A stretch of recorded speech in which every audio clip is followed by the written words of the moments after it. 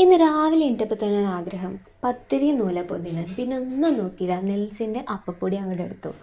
അപ്പോൾ അതിന് ഒരു കപ്പ് അപ്പപ്പൊടി, ഒരു കപ്പ് വെള്ളവും ആവശ്യത്തിന് ഉപ്പും ഒരു ടേബിൾ സ്പൂൺ സൺഫ്ലവർ ഓയിലും വെച്ചിട്ട് ആ വെള്ളം നന്നായിട്ട് ചൂടാക്കി അതിലേക്ക് പൊടിയിട്ട് നന്നായിട്ട് കുഴച്ച് പരത്തി എടുത്തിട്ടുണ്ട്.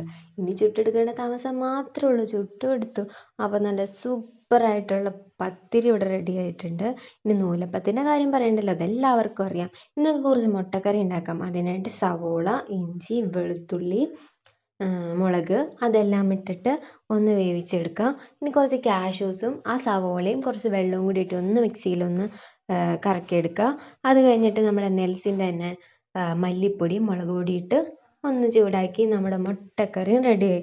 എല്ലാം റെഡിയായി. ഇനി നമ്മൾ കഴിക്കാൻ മാത്രം റെഡിയായാൽ മതി. അപ്പോൾ ബെസ്റ്റ് ചോയ്സാണ്, മസ്റ്റായിട്ട് ട്രൈ ചെയ്ത് നോക്കുക. Thank you.